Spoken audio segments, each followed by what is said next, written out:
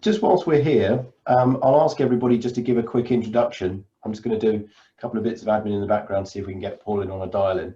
Can I just ask everybody to introduce themselves? I'll just go around the room. If you can just say who you are, where you're from, that'd be helpful. So I'm going to start with you, Natalie, if that's all right. So I'm Natalie. I'm from the Somerset Chamber of Commerce. I work on the Hinckley supply chain. Excellent. Thank you very much. I'll come to Gordon next, please. Hi, Gordon Hollins from Somerset County Cricket Club. Been here since the 16th of March. Excellent. Thank you very much. James? Hi, I'm James Gilgrist and I'm the Senior Economist at Somerset County Council. Excellent. Thank you. Can I come to Nigel next? Oh, hi everyone. I'm Nigel Gass from SDS. I'm the Sales Director here. Thank you. Murray? Good morning, my name is Murray and I've just started at Strode College. I'm the Business Development Manager there, working on the apprenticeship team primarily. Excellent. Jez? Hi there, Jez Allman. I'm the Director of Sales at TrueSpeed. Thank you. Charlie? Charlie McEwen, Corporate Communications at WPA, the medical insurer, and I also oversee their foundation as well. Lovely, thank you. Paul? I am Paul Lonsdale. I'm Chief Finance Officer for Richard Hewish College and Richard Hewish Trust. Excellent. And Dave Crew? Morning everyone, Dave Crew, Head of Business Growth at Western College. We lead on the skills agenda within the college and I lead on the relationship with Somerset Chamber. Excellent, thank you. Right, James, I'm going to kick off with you if that's okay. I'll work away in the background and see if I can get a dial in for Paul in the meantime and email him directly. Brilliant, thank you. So I'm going to just share my screen.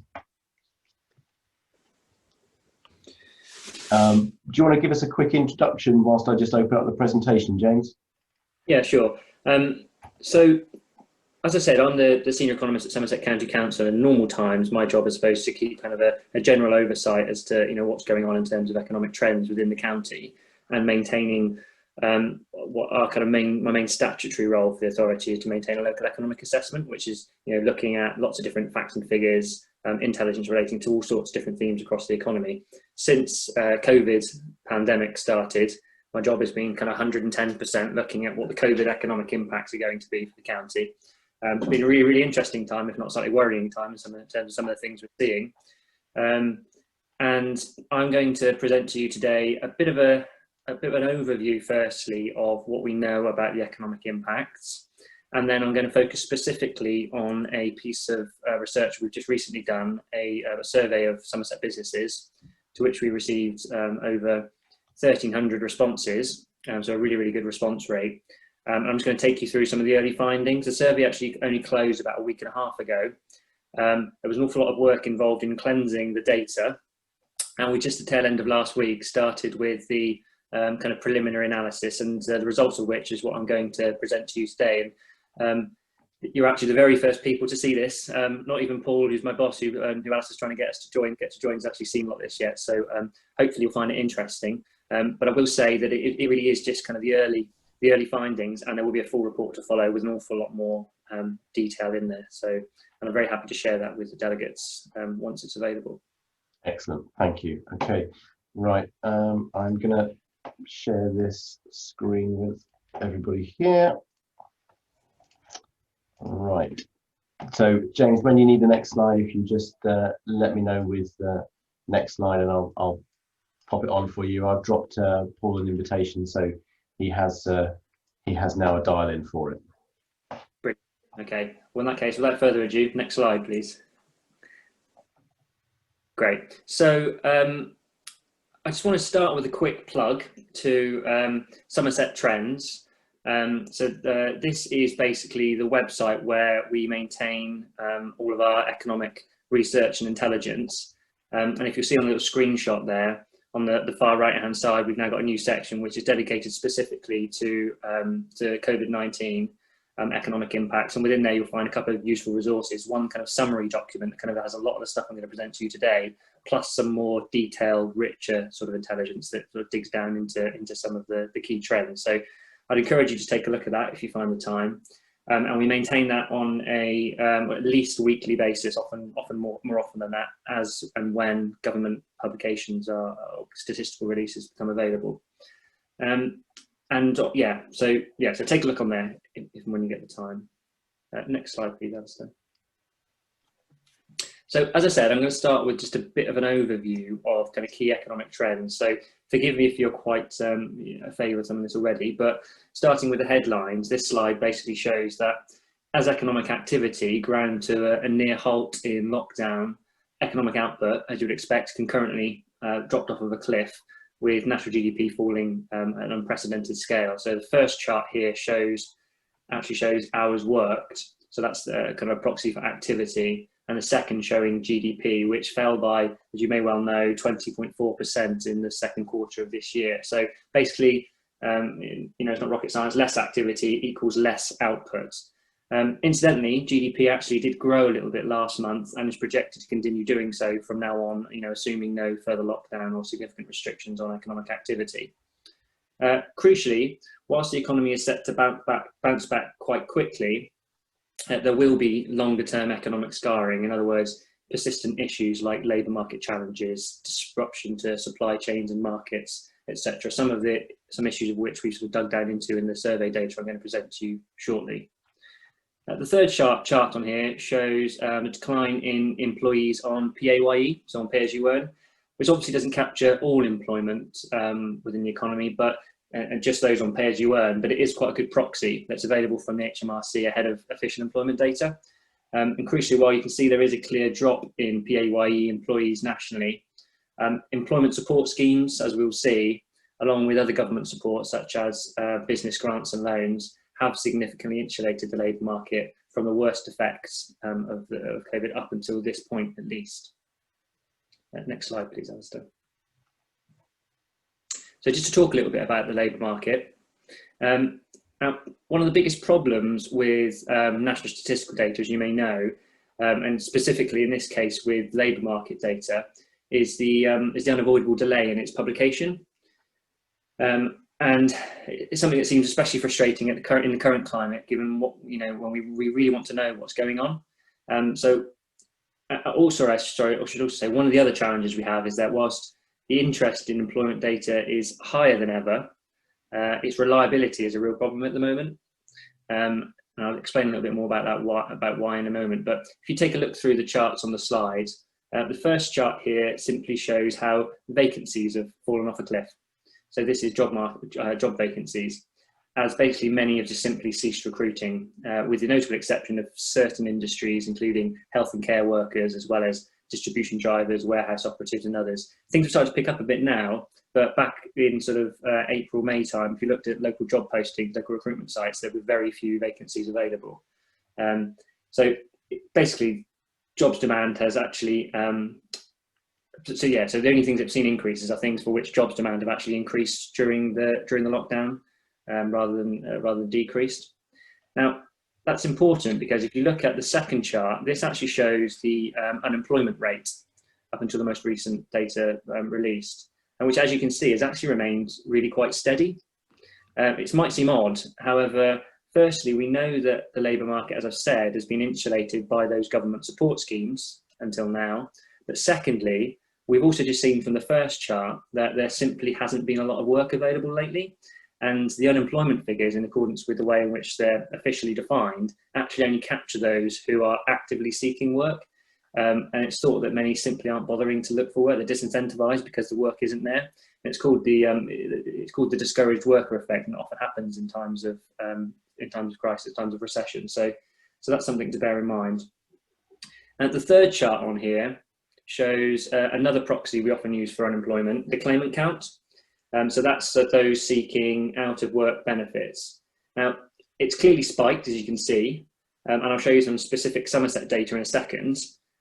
However, for a whole number of reasons, which I don't have time to go into, unfortunately, this is actually even more of an imperfect proxy for unemployment at the moment, because of because the criteria for claimants was actually relaxed specifically in relation to COVID-19, but also because many of those within this spike will not have actually seen their claims through to completion because they were made before subsequent government support was made available, in particular self-employment support. You may recall at the start there was quite a big hoo-ha in the press because basically that wasn't announced by government, and therefore lots of those people will have claimed for universal credit, and but they wouldn't have actually seen that go through to completion. So I'm kind of pointing this out because you'll see lots of this stuff reported in the press, and both nationally and potentially locally, and it does have to be treated with a pinch of salt.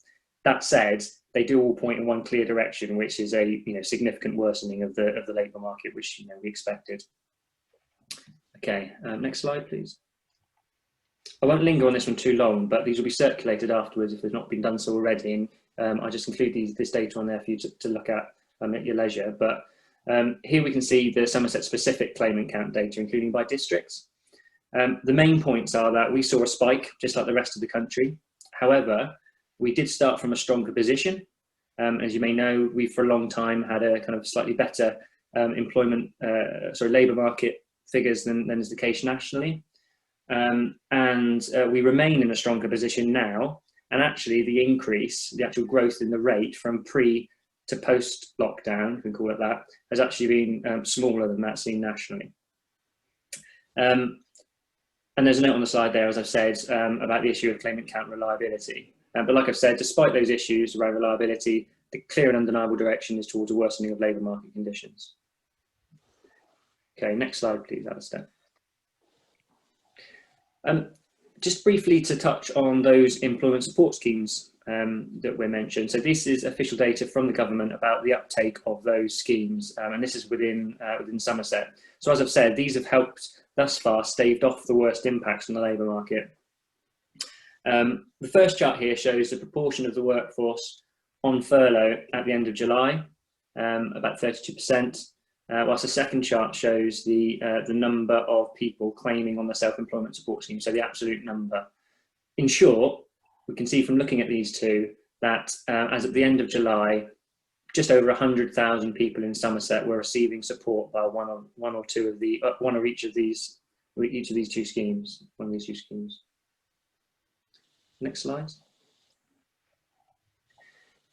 This slide shows the industries most reliant on those government support schemes. I thought this was quite interesting.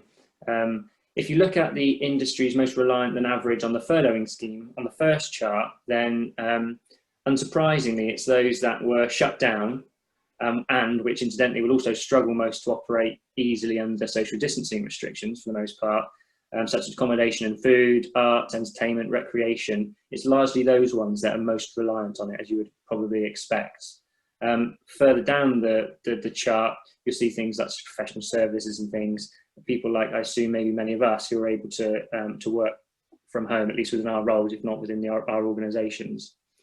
If we look at the self-employment support schemes on the second chart, these are actually, to be honest, more driven by the propensity for self-employment within certain industries, and that's why construction tops the list there, because there's so many tradespeople, for example, who are self-employed and therefore would have been eligible for this support. But the question is, what happens once these support schemes are wound down? And that's kind of the key question that everyone wants to know the answer to. And one of the things we wanted to know the answer to in our survey to businesses, which I'll present the results from in a moment. While we don't know exactly, what is clear is that there are going to be more and more redundancies being made and unemployment is set to rise. Next slide, please. And the last one, last of the slides that I've got in this kind of general overview before I talk about the survey. We also had commissioned some economic modelling work recently by Oxford Economics to help us understand what the future might hold. So in case you aren't aware, the way in which this modelling works is expert agencies like Oxford Economics, the Office for Budgetary Responsibility, the Bank of England and others, they make assumptions about what the impacts are likely to be across different industries at a national level. And then you can kind of transpose that to the local level. And based on our industry proportions, we can start to try and estimate what the impacts might be within Somerset. Now, I should say this comes with a health warning. Given all the unknowns and actually unknowables, specifically, especially rather at a time like this. Modelling work is always caveated, and at the moment, I think there's so many uncertainties that it's really quite difficult to tell. But nevertheless, it is useful. It's basically sophisticated guesswork is the way I always describe it. Anyway, the headline figures are an 8% drop in economic output this year, and a potential loss of as many as 10,000 jobs within Somerset. A swift bounce back in 2021, and a return to pre-COVID economic output and job levels during 2022, all more or less in line with regional and national averages, albeit slightly lagging behind the national recovery.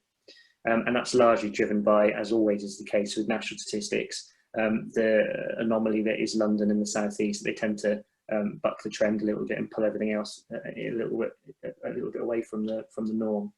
The average growth rate, economic growth rate between now and 2025 is projected to be 1%, which is the same as the Southwest, but actually a little bit lower than the national average of 1.3. But either way, pretty flat and lower than we would have expected pre-COVID. Now, you'll see if you look on the slide on the second chart, as I said, this data does come with a health warning because you can't predict the future.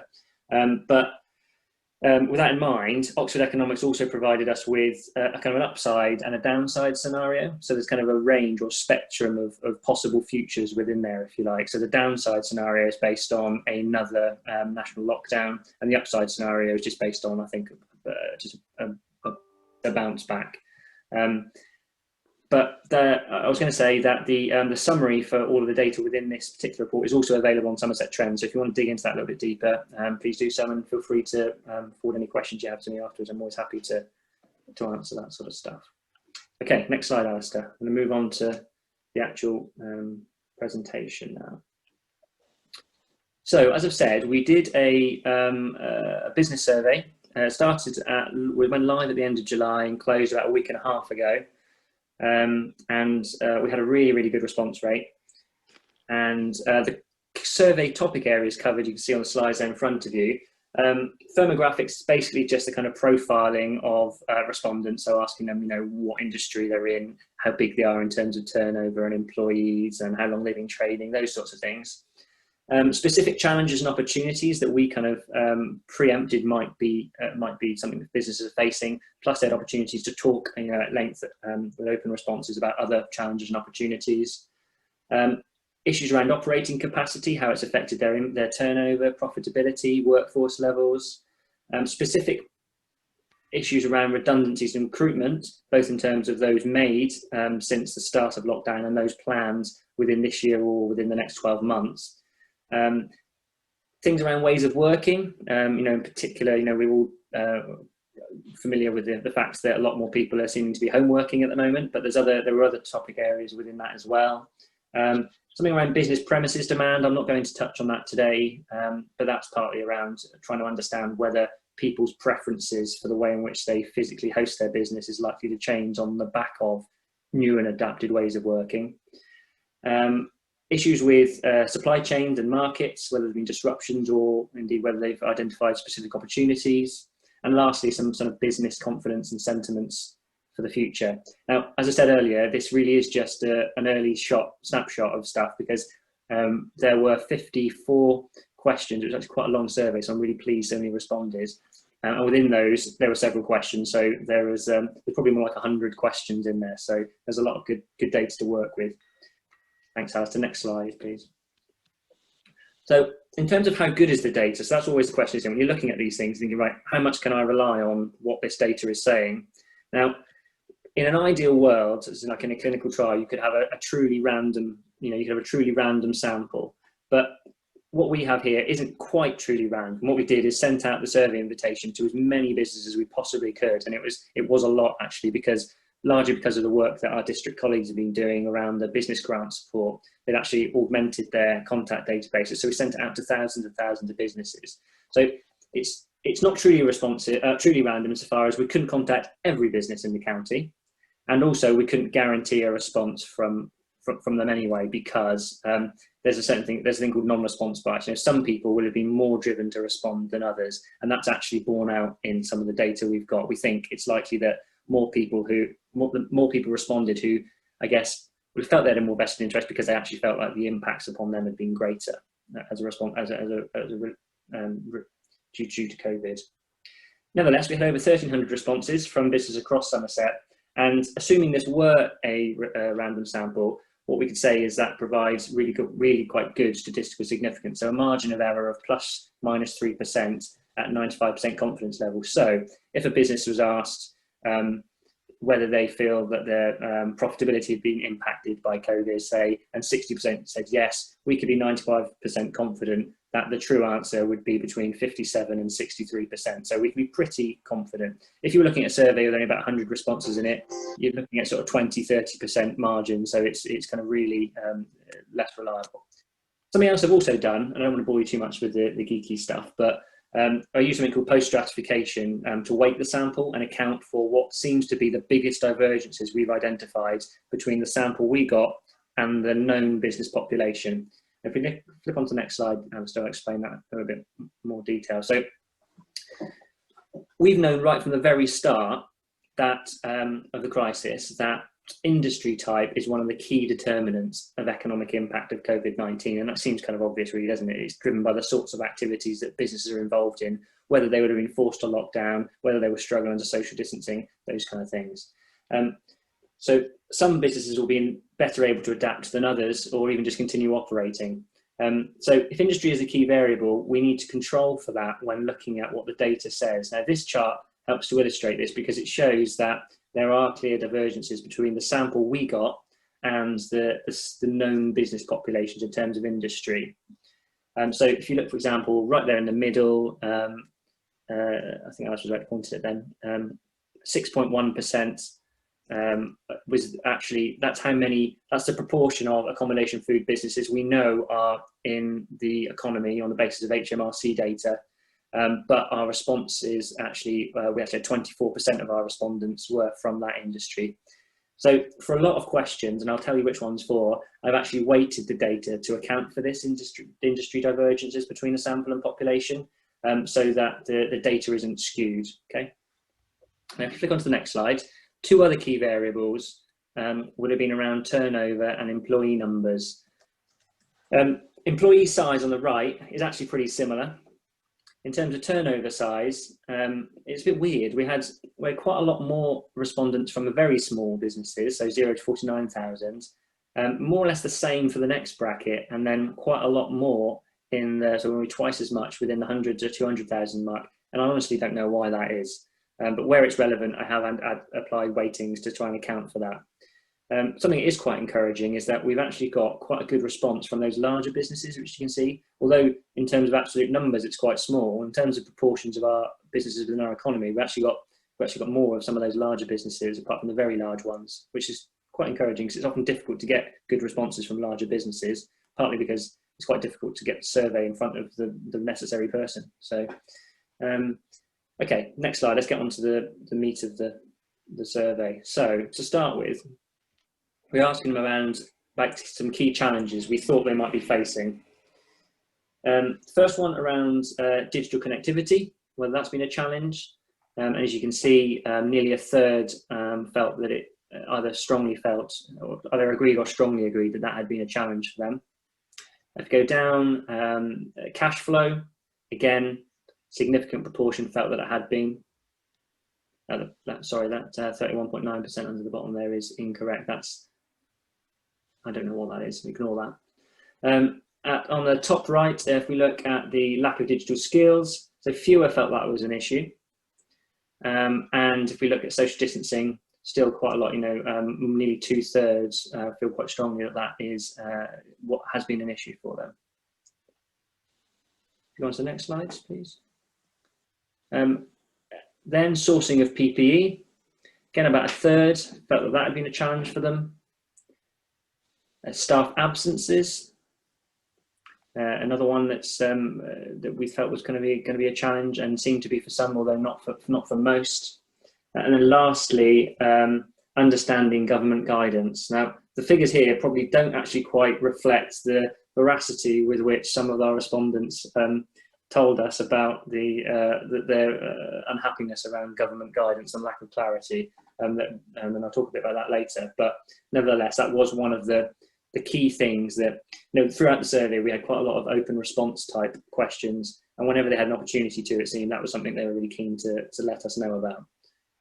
So that's something to bear in mind.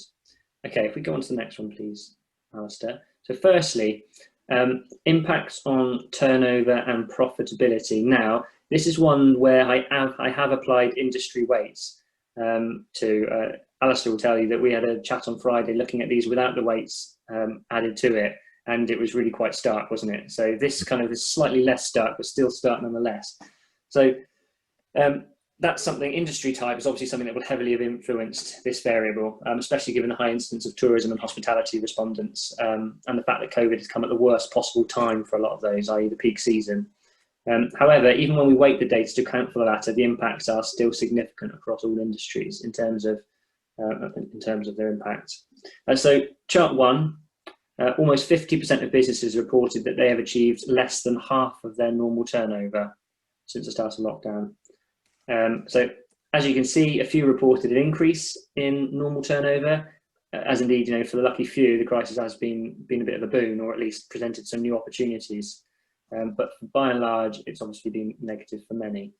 If we look at chart number 2, so comparing turnover with profitability, we can see that whilst many have maintained turnover levels to some extent, far more have struggled to maintain profitability, and more than 1/3 reported making no profits. Workforce impacts. I have also applied industry weights to these. Essentially, between the start of lockdown and the end of July, early August, almost half of businesses will have had 10% or less of their workforce still working. Okay, next slide. Now, these next couple, I haven't actually applied the industry weights to. Once I have, I'm happy to share those. Unsurprisingly, what it kind of shows, it's quite complicated to read this one, but unsurprisingly, it kind of shows that confidence in turnover levels more or less improves over time, which is kind of intuitive, I think, isn't it? So nearly 70% of businesses are either very unconfident or fairly unconfident in seeing turnover return to pre-COVID levels this year, with over 10% thinking it still won't have done by 2022 plus. And indeed, many respondents said, they were actually effectively shutting up shop, ceasing trading. At the opposite, more positive end of the scale, approximately 33% or a third are fairly or very confident in turnover returning to pre-COVID levels next year, and more than 55% feel that it will have done by the year after and beyond. If we go on to the next one, so on to profitability. Unsurprisingly, the trend for confidence and profitability recovery is similar to that seen for turnover, albeit as you'd expect, with anticipated profitability recovering slightly more slowly. And you can see that there. Okay, next slide. Workforce recovery sentiment. So 39.6% are not confident that their workforce will be back to full operating capacity this year. And 20.7% still don't think they will be by next year. Conversely, just over a third are confident in getting back to full capacity this year, and 44.5% are confident that it will have done by next year. Now, on the topic of workforces, the survey delves quite a lot deeper into workforce plans, specifically regarding redundancies and recruitment, and that's what I want to present to you next. So this chart shows redundancies made and planned, but also whether these were or will be the result of COVID-19 impacts, or if they were already planned. Again, I've applied industry weights to these as it would have been a significant variable. So we can see from here that 10.8% of businesses in Somerset have made redundancies which they feel were the result of COVID-19 impacts. Moreover, 7.8% of businesses are planning to do so still by the end of the year. Now, bear in mind, some of those may be the same businesses, but nevertheless, now, what we do not have is a baseline of what proportion of businesses would ordinarily be making redundancies, i.e. if COVID had never actually happened, but I think we can assume that it's higher than the norm. And the fact that respondents were able to explicitly cite COVID as the reason, I think helps to substantiate that assumption. That said, I do recognise it might not be particularly easy for a business to know, or indeed they might not be willing to state whether COVID was the real reason. But it seems like it likely is. It may well be that for many it's the straw that broke the donkey's back, which I think is the case for a lot of businesses at the moment. In any event, whilst we are talking about quite small percentages, the absolute numbers of redundancies are still quite sobering. If you go on to the next slide, Alistair. So just to note that these are FTEs, or full-time equivalents jobs, so full-time jobs. So since the start of lockdown, has your business made any full-time redundancies, and also whether they plan to make any? So we can see from here, 349 redundancies were reported as made across the respondent cohort, and a further 429 planned within the year. Now that doesn't seem like a lot, but of course this is purely based on the sample, on what we've actually been told by the people responding to our survey. This isn't a perfect science, but if we extrapolate that from the sample to the known population using the industry weighted data, we can estimate the actual number of redundancies made since the start of lockdown to be approximately 5,500, and with those planned before the end of the year being approximately 6,950, in total, made and planned redundancies comes out at around 12,500. So, like I say, it's far from a perfect science, but illustrates what could be happening, and it actually, incidentally, pretty close, you might remember, to the Oxford economic projections I showed you earlier on in the presentation, where they were looking at as many as 10,000 jobs being lost.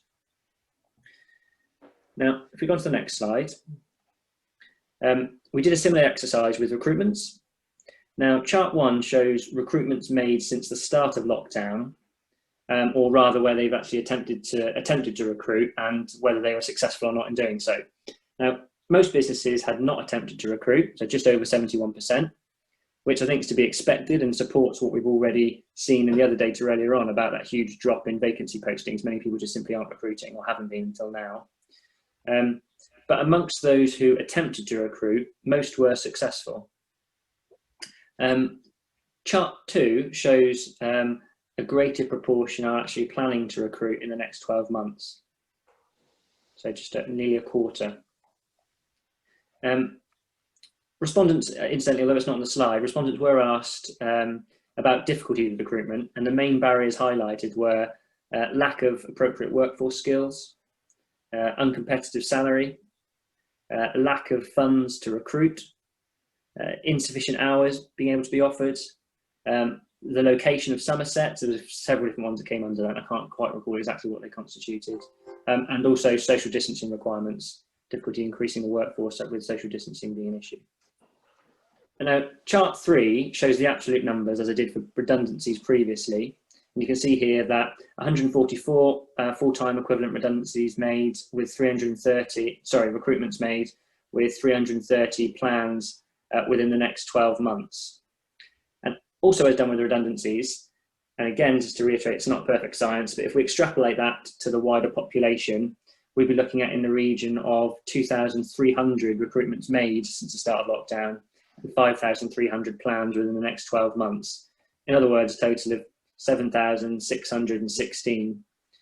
Now, with 2020 hindsight, I made a bit of an error by asking them about recruitment in the next 12 months, but asking them about redundancies within this year. So we can't quite tie the two up, but assuming we could, we'll be looking at a net loss of about 4,800 jobs in Somerset.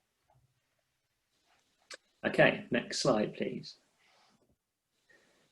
This chart shows the types of jobs and or skill sets businesses hope to recruit. This was actually an open field question, but was subsequently coded or grouped together into this taxonomy, and it's known as the Standard Occupational Qualifications, or SOCs, you may be familiar with, which are basically what statistical agencies use for reporting on this sort of stuff. Now, it's trickier to weight these respondents to account for industry type, so I haven't done here. So we have to bear in mind that more than a quarter of the respondents to this question will have been from accommodation and food businesses. So that will skew things a bit. So for example, elementary occupations accounts for the biggest proportion there at the bottom. And if you look at the detail, it's not on the slide, incidentally, a lot of them were for front of house, bar work, those kind of elementary jobs within the accommodation and food sector. And the second most popular classification was skilled trades. Again, there were quite a lot of chefs and other skilled kitchen staff in there that fall under that. At a later day, as part of the full report, will include kind of, as well as these kind of SOCs, I think, top 10, top 20 roles, those kind of things, and maybe even break that down by industry types. I think that would be really quite useful to try and understand what our skills needs are going to be. I'm afraid I don't have a baseline as such for what is normal in terms of typical jobs being recruited into the county, but it is something I'm going to look at a bit more, as well as comparing this with the picture for SOC's breakdown for the whole county. Next slide. So I mentioned earlier on, one of the things we kind of anticipate to be kind of some of the longer term scarring would be around disrupted supply chains and markets and what that might mean for business.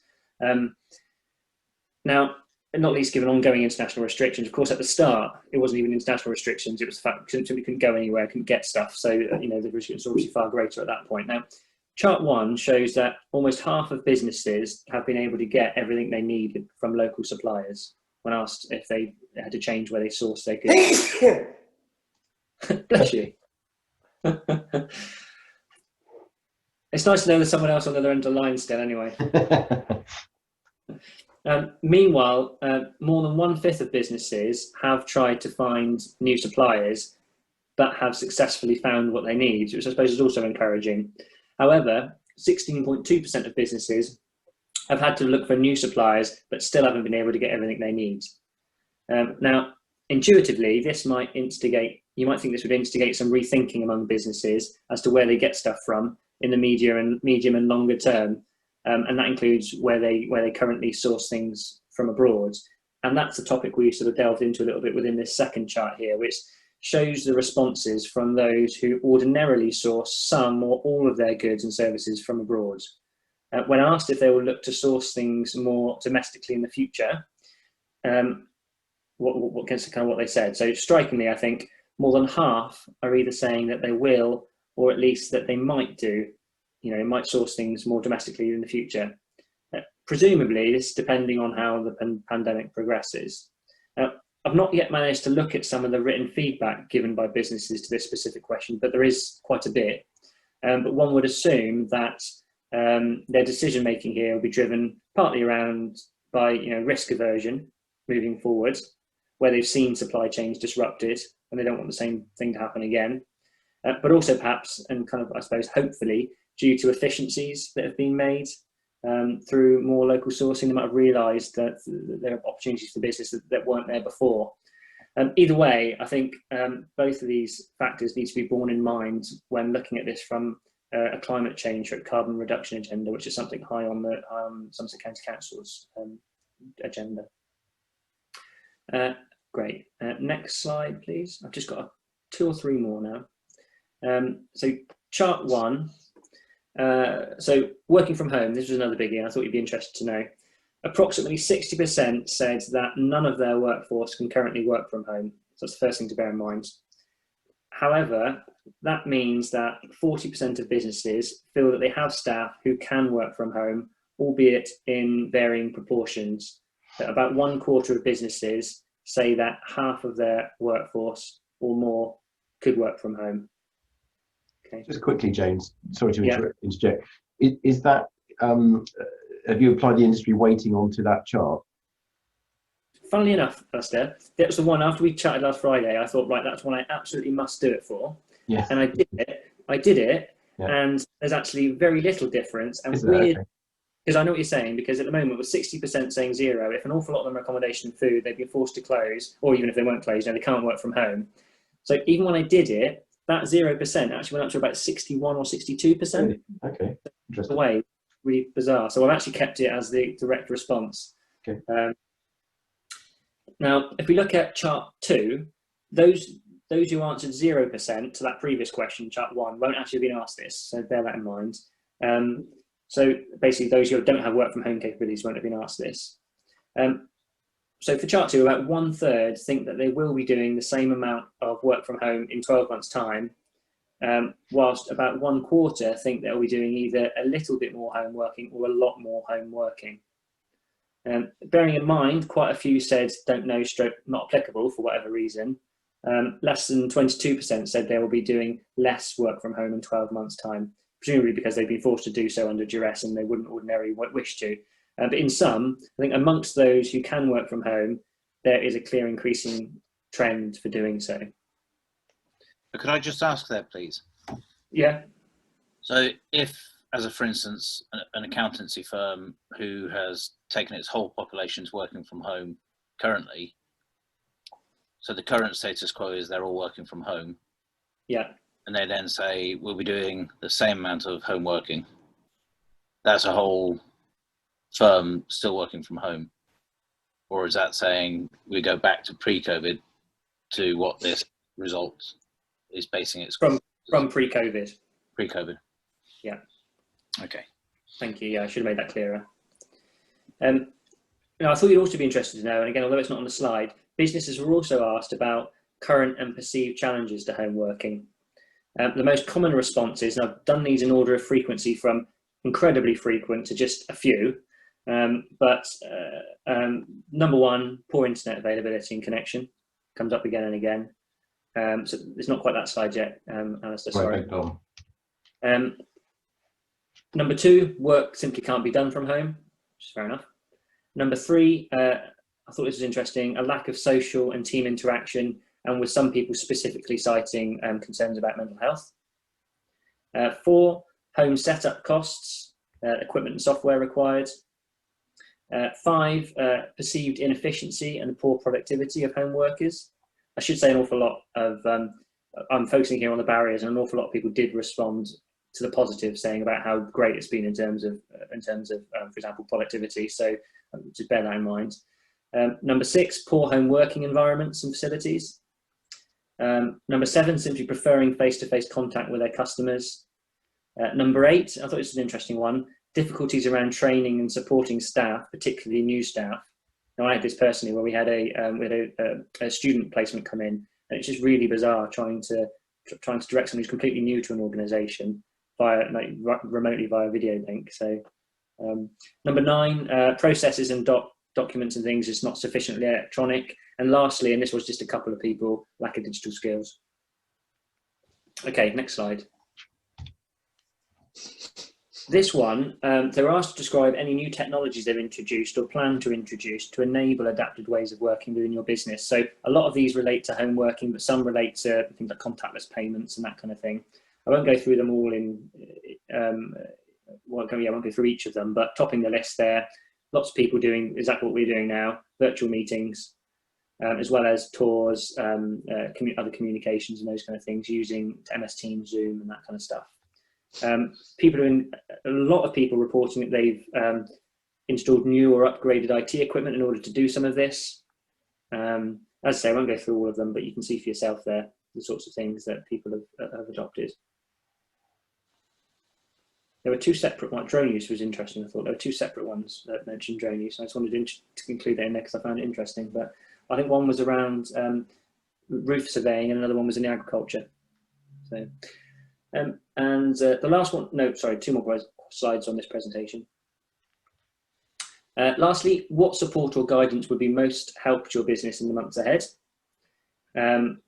Surprisingly, top of the list, or unsurprisingly, top of the list is additional financial support, so grants and loans and things from government. Second on there was clearer COVID's guidance from government. As I said earlier, that was one that businesses felt really quite strongly about. And then we move into other things like non-financial support, non-domestic rate relief and reduction, continuing, more training, that kind of thing. There were a couple that weren't included on here, things that basically I just felt we could do about, things like reducing commercial rents and that kind of thing. So there you go. Okay, last slide. Unfortunately, I've not yet applied industry weights to these, Alistair, but once I've done so, probably later today, I'll share them with you to be distributed to delegates. But I think it probably will have some bearing, particularly on the first chart here. Anyway, what they show are that general business sentiments. So for chart 1, we can see that slightly more are either fairly or very positive. This adds up to 39.4%, or nearly 2/5 of businesses, slightly more positive in their outlook, compared to those who are either fairly or very negative, which adds up to just under a third, 31.4%. So slightly more positive than negative at the moment, but still, a lot of negativity there. If we look at the second chart, we see a slightly more positive picture, with just under 1/3 of businesses feeling that they will be stronger by 2022, and just over 1/3 feeling that they will be about the same. That said, we can see that 8.5% feel that they will be weaker, and 6.1% saying they will cease trading altogether. Now, we do have to bear in mind, when thinking about those cease trading figures in particular, that there is always a certain amount of churn within the economy. It's kind of normal for businesses. So with businesses' births and deaths happening all the time, what we won't know until official statistical data from the Office of National Statistics becomes available at the end of the year is just how, or whether how precedented or unprecedented the current period has been, when we actually get to see what those business births and deaths have been like for this year and compare it to previous years. So that'll be interesting to see, I think. So that's it from me for now. I'm assuming, because I can't see Alistair, I'm assuming you managed to get Paul Hickson on the line. Yep, Paul, I think you're on, are you? Thanks, Alistair. Yes, I am. Well done to James for your tour de force with the slides to date. Thanks, Paul. Shall I just say a little bit? I'm terribly sorry, Alistair, in as much as I need to get on to a different call in a few minutes' time. So I might suggest that I do a little bit of a taster here, and if it's possible to have a kind of a fuller session in due course on the work on recovery, that would be incredibly helpful, and we'd be very much up for that. So I'll just do a bit of a taster, if that's okay. Okay, yeah.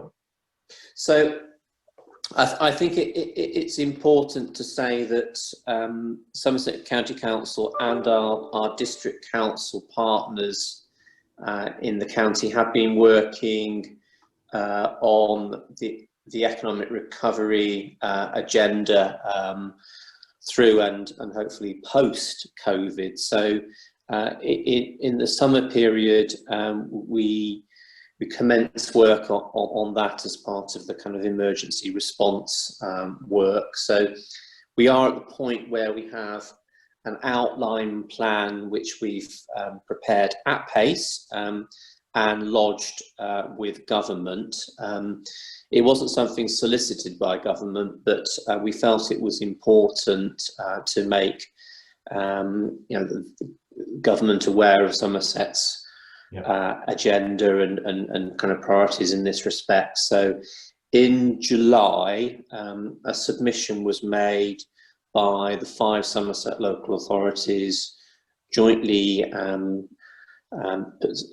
submitted to government under signature of the 5 local authority leaders, setting out an outline plan for recovery and growth.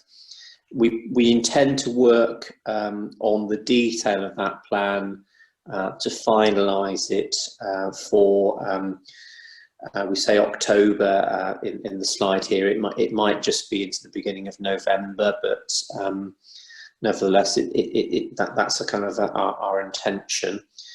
You'll be aware that possibly that across the country, various parts of the nation are doing similarly. So there's been quite a lot of media coverage of the Liverpool City region submission of I think a 1.6 billion plan aspirationally to government. So we just think it's important that Somerset is setting out its stall alongside other local areas as well. So we kicked off our work on this. We would be very keen to have a a session with Somerset Chamber members, perhaps using the evidence which James has started to assemble from the survey, the kind of outline that we have at this stage for the plan, and have a conversation about what's really important in that context as we kind of draw the plan in its full content together. Okay. So that thought may be perhaps for late September, if that might be feasible, Alistair. Yeah, I'll once we've finished here, I'll drop you a line and we'll arrange to have a conversation and put something in. Yep. That'd be incredibly useful. Thank you. So really, I just wanted to set out a little bit of the background of where we want to head to. Did you want me to move to the next slide, Paul? I think, if that's okay, I'd perhaps pause there if we could go into Q&A generally. Yeah, absolutely. Okay, I'm going to stop the screen share then for the moment. Right, thank you, James. There's so much in there to unpack, and Paul, thank you for giving an idea of where you are as well. I think we'd be quite keen to be engaged again in terms of what the recovery plan looks like. In terms of that presentation, interesting to see that obviously clearly the numbers of redundancies and where they are. It's certainly something that we're seeing across our quarterly economic survey, which I'll give a quick plug for. It is live now, so you can complete that on the website. We certainly see the recruitment challenges of the big conurbations either side of us, so Exeter and Bristol, and drawing those skills away from Somerset sometimes. I do wonder whether that will change as we look at more remote home working, and whether or not that persists, whether actually it'll have quite a positive effect on the Somerset region. And again, those kind of the trickier areas to recruit are within those skills and trades. That's something that we see borne out in the QES time and time again. And I know, Natalie, on the supply chain, you see that demand for highly skilled workers, all the time as well. Did anyone have any kind of specific questions? I did want to pick up on something that Jez had touched on, bearing in mind we've got a large accountancy firm here, Richard Bugler from Albert Goodman. I know that you've instigated some different sort of working practices and a blend of home and office working. Are you able to touch on that quickly, just so that we've got the benefit of your experience there, Richard? Yeah, sure. Yeah, thanks, James. Yeah, that was interesting you mentioned that, because that was one of the points I was going to raise. Actually, was we've got sort of 4 offices across Somerset and Dorset, and initially we did go into full lockdown, but we were quite keen to get people back in the office. And it's really, unfortunately, number 8 on your list, actually, which worries me the most, is the need to train and sort of lead and coach new people into the profession. So every year we take on about 30 or so trainees and apprentices, and I think we're really worried that with the bulk of us sort of sat at home working, how are we going to kind of instill our culture into them and lead by example, and because a lot of people kind of learn by watching, don't they? So I've been really keen to get a good chunk of people back in the office, particularly those with sort of leadership and management roles, so that when our new crop, who started 3 weeks ago, weren't left sort of sat looking around thinking, well, what do we do now, if you know what I mean? So we have tried to get a reasonable number of people back in the office, about a third on a rotating basis. But like you said, we do anticipate people working from home perhaps a day or 2 a week going forward. Okay. Yeah. What was the working from home kind of culture like prior to COVID? Pretty non-existent, I'll be honest with you, James. It was not something that happened on a particularly broad basis. We did it on an ad hoc basis if we had to see someone to fix the washing machine, but it wasn't something that we had going on actively. Do you know what sorry, I should be asking you all the questions, but do you know what the workforce sentiment is around it? Yeah, we've done a lot of sort of surveys and stuff, and I would say that there's a strong desire to work from home perhaps a day or 2 a week going forward in most cases. We've certainly, I'm not saying we've sort of stopped, but we've really we have stopped. We don't want anyone working from home permanently. We just don't feel that's the way we want to operate. If that was how we want to operate, why don't we just outsource to India, if you know what I mean? So we do want people coming in the office a day or 2 a week at least, I would say. Yeah, I think that's something that we've heard a lot of as well, is that company culture, especially with new starters. People do pick up, how to do and what to do by osmosis. It's very difficult instructing when somebody isn't there, you know, in the same location. And then I think, you know, looking at that blend of homework, you know, it's about that productivity as well. Did anyone else have any questions at all as a result of you know, having seen James's? Yes, Nigel.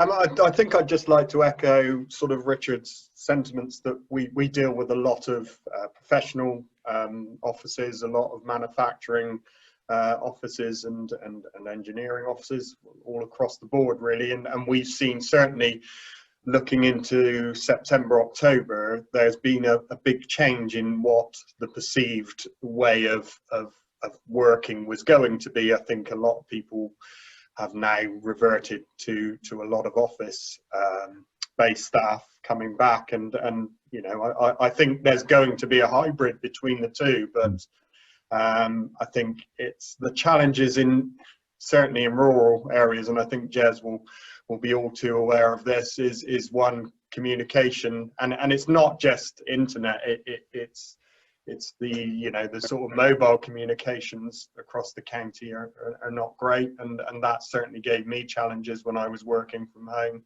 and led to changes quite considerably in how we tried to communicate on that way. So yeah, I think there's a lot of challenges, and I think people are rethinking, not wholesale at all, and I don't think we will go back to where we were before, yeah. But I think there has been a big change over the last few weeks, yeah. Hopefully with confidence of people getting back into offices safely, that's helped. Yeah, and it's certainly something that we're seeing kind of push more towards those people coming back to the workplace. Yeah, I think it's encouraged a lot of businesses to try it if they hadn't previously wanted to, which has probably been, you know, possibly a good thing, as far as they might have worked out it's not right for them, and they may well have worked out it is right for them. My personal view is that it's partly individual to the business or organisation. It's partly individual to the types of roles within those organisations. So, for example, in my organisation, within the Somerset County Council, some are clearly more able to work from home than others. But also, I think it has to be individual to the individual as well. Like, it's not for everybody. So. Yeah. And it's very difficult to pour concrete, serve food, build a brick wall from home, isn't it? So, you know, there'll be stuff where it's just not practical. Paul Lonsdale, you had a question? Yeah, it was really just an observation on the sort of like the issues with businesses.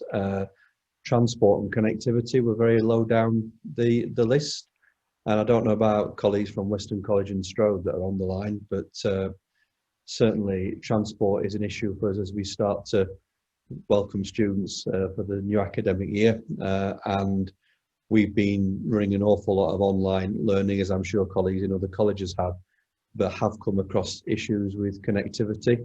So whether that's more of a sort of like a rural thing for the target audience that we're connecting to, or whether it's, you know, something that I'd quite like to unpack a bit more, James. I don't know how we do that, but it's certainly an issue that we've found. In terms of digital connectivity, I have a lot more data besides what I presented on here today. So there were maybe 3 or 4 sections specifically around challenges with digital connectivity, and it is a biggie. So there is more I can present on that. Okay. In terms of physical connectivity, although I recognise that's an issue, it's not something that the survey touched on, unfortunately. Yeah, I know the physical side for Richard Hewish is around bussing in those students from quite rural locations. You draw in a lot from the surrounding area. I think there's still quite a bit of resistance to getting on public transport at the moment. The barriers to safety in parts of the county, such as West Somerset, isn't it? Yeah, absolutely. I mean, just seeing all the buses come in this morning with probably about 10 people on a double decker. Yeah, I think you're probably right there, Alistair. Yeah, I think it's something that, you know, I think my experience and understanding of Richard Hewish is you pull a lot in, you know, from the rural areas to the college. So yeah, I think, you know, potentially in the short term, it's going to obviously have a fairly sizable impact. Jez, quick question for you: have you seen, obviously as an internet service provider and broadband provider, have you seen a kind of an uptick in domestic broadband with people looking to improve their speed so that they can work from home better? Yeah, absolutely. It's every month through lockdown we've seen, you know, treble growth from a domestic perspective, and for businesses investing in coming through back outside COVID. But with people home educating and home working, it's really exacerbated the stress on people working from home, having to share, when we got smart homes and the Internet of Things, there's so many devices at home, maybe 2 people and children being educated at home as well. It's put huge pressure onto homes. So they've looked to move away from what people said was good enough as a utility to really needing to future-proof their activity, because if employees need people to be at home, they want to be able to trust the fact that they can get hold of them when they need them. And if people need to be loading files whilst on Zoom and whilst other partners and family members are at home, they need to be able to have that facility to do it and trust. I've been pedaling hard on my internet connection as we've been on this call. Yeah, absolutely. It's quite interesting. There was a piece of research done around home working and that kind of the stresses that come from that, and certainly juggling work and family commitments, with this type of working from home. 83% of respondents were reporting an increase in stress levels. Can you believe it? Trying to work and educate children. But there was, undoubted benefits of a mixture of home and work and location working, with 73% saying that they would like to continue it. So for employees, for a lot of employees, it's working very well. Yeah, some of the professional companies we've spoken to are looking to make sure they've got better meeting facilities in the office for when those facilities are needed. But has been represented here, there'll be a mix of home and office working. So yeah, for sure. We the survey we did with you shows that we need to invest in the infrastructure more fully to allow that capability to exist. Absolutely. Okay. Were there any other questions at all, Dave? No, I think I'm just picking up on the digital connectivity. I'm also involved in the West of England Combined Authority discussions, and also North Somerset as well, North Somerset Council, and certainly digital connectivity, having the right kit and having the skills to use it is a massive theme coming out of kind of economic recovery plans. So it's good to hear that that's been noted. Yeah, I mean, I suppose a lot of this, in terms of, I was really keen to look at the redundancy picture, James. And yeah, I mean, Alistair, you and I had a chat the other day about this, and it's something I'm calling the October wave, and hopefully I'm being really dramatic and that doesn't happen, but it looks like we will see significant redundancies in the region. And the good thing is the colleges are all geared up to support people with that, and we're already doing that. But I suppose a lot of it actually depends on how the virus performs, doesn't it? Because obviously the virus has a resurgence that leads to consumer spend contracting, which is what happened in March, which then leads to drop in sales orders, which then, so yeah, it's just an interesting time. But I think everything you've said, James, is certainly reflective of what we're hearing from our client base. And what's also been interesting is I'm hearing of, we have a lot of clients in Bristol because of where we are geographically. We're hearing a lot of large corporates. So NatWest, 60,000 employees, not sending anyone back until February at the earliest.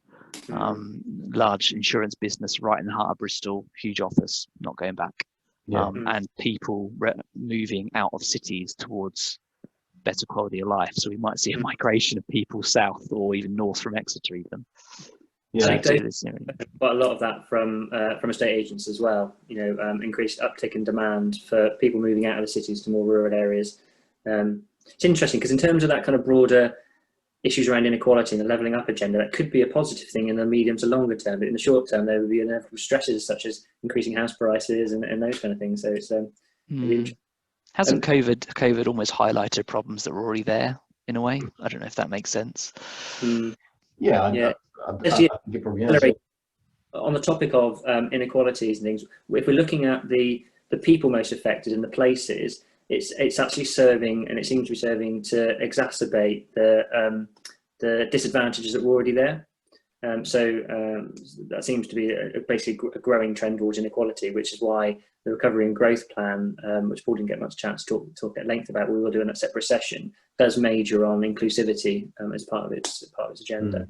On the topic of redundancy specifically, we also have, working with the district partners, we have an emergency unemployment support group that has been set up and is already responding to a number of locally reported redundancies, but also through the survey, we actually asked businesses at the end if they're happy to be contacted again about responses given to the survey. And it's remarkable how many have said yes. So what I've also done as a separate exercise, where I've gone through and looked at all those who've said they're planning to make redundancies, and they've provided their contact details so we can proactively reach out to them and offer them that support.